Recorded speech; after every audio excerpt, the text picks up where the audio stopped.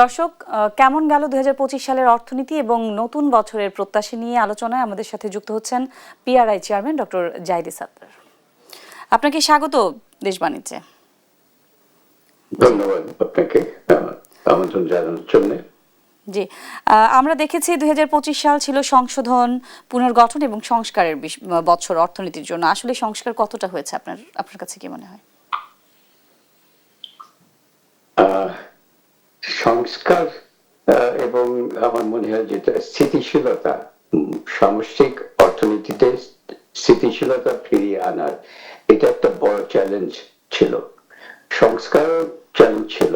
সংস্কার মানে অর্থনৈতিক সংস্কারগুলো মানে এত সহজ না, এগুলো এখনো অনেক এজেন্ডা রয়ে গেছে। কিন্তু এই যে সামষ্টিক অর্থনীতির যে স্থিতিশীলতা ফিরিয়ে আনা, বিশেষ করে এক্সটার্নাল ব্যালেন্স মানে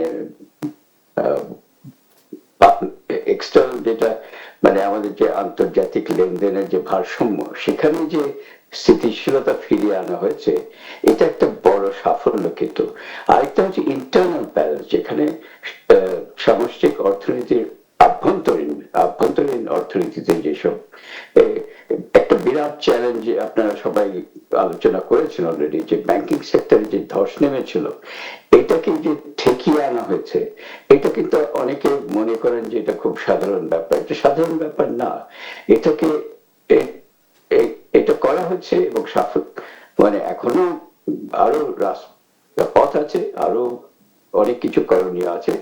কিন্তু বর্তমানে একটা স্থিতিশীল অবস্থা আনা হয়েছে। এখন এটার উপরে ভরসা করে আগামীতে বিনিয়োগ এবং প্রবৃদ্ধি, অর্থনৈতিক প্রবৃদ্ধি, কর্মকাণ্ড বাড়ানো, এগুলো আগামীতে হতে পারে। সামষ্টিক অর্থনীতির যদি স্থিতিশীলতা না আসে, তাহলে কিন্তু সমৃদ্ধি এবং সেই প্রবৃদ্ধি, সংস্কারটা আসলে চলমান রাখতে হবে। জি, আমরা দেখেছি অন্তর্বর্তী সরকার মূল্যস্ফীতি কমাতেও তৎপর ছিলেন, কিন্তু বাস্তবে কিন্তু আসলে ততটা প্রভাব পড়েনি। এর কারণটা আসলে কি বলবেন? না, মূল্যস্ফীতিটা এটা একটা বড় সমস্যা এবং সাধারণ মানুষের খুবই কষ্ট হয় যখন মূল্যস্ফীতিটা বাড়তে থাকে, বা কিন্তু বাড়ে নাই, সেটা একটা স্থিতিশীলতার একটা লক্ষণ। বাড়েনি এটা, এটা কিন্তু আরো কমা উচিত ছিল। এখন আপনাদের দেখতে হবে এখানে মানে আন্তর্জাতিক বাজারের সাথে এবং আমাদের যে এক্সচেঞ্জ রেট ম্যানেজমেন্ট, এইটার উপরে কিন্তু নির্ভর করে আমাদের মূল্যস্ফীতি। এই যে মূল্যস্ফীতি যেখানে 10 থেকে প্রায় 14% বেড়ে গেছিল এক সময়, এটার একটা বড় কারণ ছিল কিন্তু আমাদের যে বিনিময় হারের যে সমস্যাটা দেখা দিয়েছিল, যে 30 থেকে 40% যেখানে অবমূল্যায়ন ঘটেছিল হঠাৎ, এটা একটা বড় শক অর্থনীতির জন্য। এবং এটার ফলে কিন্তু একটা হিসাবে দেখা গেছে যে আমাদের মূল্যস্ফীতির 40% কিন্তু আসছে ওই এক্সচেঞ্জ রেট ডেপ্রিসিয়েশনের মাধ্যমে। তো এখন এক্সচেঞ্জ রেট ডেপ্রিসিয়েশনটা ঠেকানো গেছে, এক্সচেঞ্জ রেট আপনার স্থিতিশীলতা এসছে। মানে যদিও আমরা একটা নতুন নিয়ম করেছি যে ফ্লেক্সিবল এক্সচেঞ্জ রেট, এইটা কিন্তু ফ্লেক্সিবল এক্সচেঞ্জ রেট প্রয়োজন এই এক্সটার্নাল যে স্টেবিলিটি আনা, ব্যালেন্স অফ পেমেন্টস স্টেবিলিটি আনা, এটার জন্য কিন্তু ফ্লেক্সিবল এক্সচেঞ্জ রেট ম্যানেজমেন্টটা খুবই দরকার। এখানে এটা করা হয়েছে, কিন্তু ইদানিং আমরা যেটা দেখলাম যে বাংলাদেশ ব্যাংক কিন্তু আবার ওই যে রিজার্ভ বাড়ানোর জন্য কিছু মার্কেটে ইন্টারভিন করছেন, এক্সচেঞ্জ মার্কেটে। এই রিজার্ভ বাড়ানোর একটা সবাই মনে করে এটা ভালো জিনিস, এটা তো রিজার্ভ আমাদের বাড়ছে, কিন্তু একই সাথে আমাদেরকে বলতে হয় যে আমাদের যে নীতিটা অ্যাকসেপ্ট করা হয়েছিল, ফ্লেক্সিবল এক্সচেঞ্জ রেট সিস্টেমে কিন্তু স্বল্প মেয়াদে এটা অ্যাপ্রিসিয়েট করতে পারে, ডেপ্রিসিয়েট করতে পারে। তো ইদানিং যেটা দেখা গেল গত 4-5 মাসে কিছু অ্যাপ্রিসিয়েশন হয়ে গেছে, মানে ডেপ্রিসিয়েশনের জায়গায় অ্যাপ্রিসিয়েশন হচ্ছে। অ্যাপ্রিসিয়েশন হলে কিন্তু মূল্যস্ফীতির জন্য কিন্তু ভালো, অ্যাপ্রিসিয়েশন হলে এটা মূল্যস্ফীতির উপরে একটা পজিটিভ এফেক্ট আসে, মানে মূল্যস্ফীতি কমে। কিন্তু জি একই সাথে যখন দেখা গেল যে এটা এক্সপোর্টারদের জন্য এটা অসুবিধা, কিন্তু ইম্পোর্ট এটাতে বাড়তে পারে। আমাদের কিন্তু এখন প্রয়োজন হচ্ছে ইম্পোর্টটাকে আরো জি আমরা আসলে বাড়ানো, যাতে দেখেছি করে যে অ্যাক্টিভিটি, রেমিটেন্সও বেড়েছে, যে রেমিটেন্স বেড়েছে, রপ্তানি আয় বেড়েছে, রিজার্ভও রেমিটেন্স কিন্তু বেড়েছে, কিন্তু রিজার্ভও ইম্পোর্ট আরো বাড়া উচিত। না হলে হয় কি, ইম্পোর্ট না বাড়লে ওই যে এক্সচেঞ্জ রেট অ্যাপ্রিসিয়েট করে যাচ্ছে, এবং সেখানেই বাংলাদেশ ব্যাংক সক্রিয় হয়ে উঠছেন যে ভাই এক্সচেঞ্জ রেট অ্যাপ্রিসিয়েট করলে তো ক্ষতি আছে, এক্সপোর্টারদের ক্ষতি বিশেষ করে। জি কিন্তু এখানে আবার মূল্যস্ফীতির জন্য কিন্তু এটা ভালো। অ্যাপ্রিসিয়েশনটা জি ভালো জি হচ্ছে। যে তো আমরা ওনারা আমরা সেটা দেখেছি যে সেটা হচ্ছে।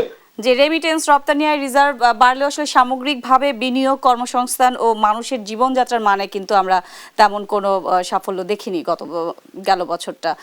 এই বিষয়ে আসলে আপনার কোনো মতামত আছে কিনা?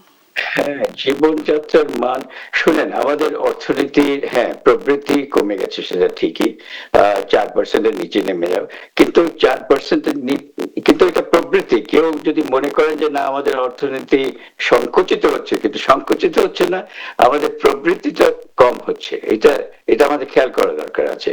কিন্তু বাংলাদেশ অর্থনীতির যে ইনহারেন্ট একটা ইন্টারনাল যে মোমেন্টাম আছে, গ্রোথ মোমেন্টাম, এটা ইজিলি 5-6% হওয়ার কথা, তো সেটা আমরা আশা করছি না এখন।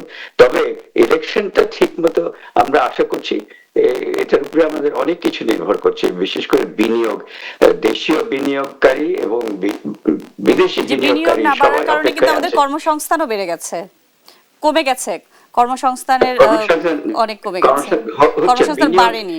না, বিনিয়োগ কিন্তু একেবারে বিনিয়োগ বাড়ে নাই উল্লেখযোগ্য ভাবে, কিন্তু বিনিয়োগ হচ্ছে। বিনিয়োগ কিন্তু যেখানে আপনার জাতীয় উৎপাদের 30% হতো, সেখানে এখন 29 এবং 29-এর নিচে নেমে গেছে, 28-29-এর মাঝামাঝি চলে গেছে। সো সেটা আরো বাড়ানো দরকার, কিন্তু এটা আমাদের ইলেকশনের পরে ছাড়া আগে আমরা কিছু আশা করতে পারি না। জি তবে যে সামষ্টিক অর্থনীতির যে স্থিতিশীলতা প্রয়োজন বিনিয়োগের জন্য, প্রবৃদ্ধির জন্য, অর্থনৈতিক কর্মকাণ্ড বাড়ানোর জন্য, এই স্টেবিলিটিটা, ম্যাক্রো ইকোনমিক স্টেবিলিটিটা সেটা আছে। ফাউন্ডেশন, এটা একটা ফাউন্ডেশনাল রিকোয়ারমেন্ট। এটা জি এসেছে, আমরা সেই জন্য আপনার আমরা আশা কাছে আসলে নতুন বছরে অর্থনীতি নিয়ে আপনার প্রত্যাশাটা জানতে চাই। আমি তো অপটিমিস্টিক নতুন বছরের জন্য, কারণ আমাদের সামনে একটা ইলেকশন আছে, যে ইলেকশনে আমরা ইলেকশনের ফ্রি এন্ড ফেয়ার ইলেকশন একটা হবে বলে আমরা সবাই আশা করছি, এবং আমরা লক্ষণও দেখছি তাই হবার। সুতরাং এই ইলেকশনটা হয়ে গেলে কিন্তু আমাদের বিনিয়োগকারীরা, বিশেষ করে অনেক বৈদেশিক বিনিয়োগকারীরা অনেক প্রস্তাব দিয়েছেন, কিন্তু ওনারা অপেক্ষা করে আছেন, এবং দেশীয় বিনিয়োগকারীরা তারা এখন যেগুলো মেইনটেনেন্স আছে এবং অপারেশনাল যে ওয়ার্কিং ক্যাপিটাল ইনভেস্টমেন্ট যা লাগে সেগুলি ওনারা করছেন। কিন্তু এই জন্য আমরা বলছি বাংলাদেশ ব্যাংকে, যাতে করে আমদানিটা আরো ফ্রিলি হতে পারে, এখানে কোনো বাধা বিপত্তি থাকা এগুলি সব রিমুভ করা দরকার আছে।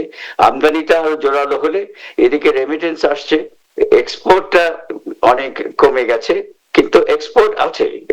কমে যাওয়ার একটা বড় কারণ হচ্ছে যে ফ্রন্ট লোডিং, যে বিশেষ করে আমেরিকাতে যে রেসিপ্রোকাল ট্যারিফ যে দেওয়া হয়েছিল, অনেকে করছেন কি ওই ট্যারিফের জন্য তারা জানেন যে ক্রিসমাসের সময় অনেক অর্ডার দিবে, ওগুলো ট্যারিফের জন্য অনেক দাম বেড়ে যাবে, তো তারা করছে কি ওই 6 মাস, ক্রিসমাসের অনেক আগে থেকেই, মানে এপ্রিল থেকে আপনার সেপ্টেম্বর পর্যন্ত তারা ফ্রন্ট লোডিং করেছে এক্সপোর্ট অর্ডার। সেই জন্য এখন দেখা যাচ্ছে যে এক্সপোর্ট গ্রোথ কম হচ্ছে, সেটা একটা বড় কারণ। আমি বলছি না যে এটাই। জি আমরা আশা করব অর্থনীতির গতি ফিরে পাবে। জি ধন্যবাদ আপনাকে।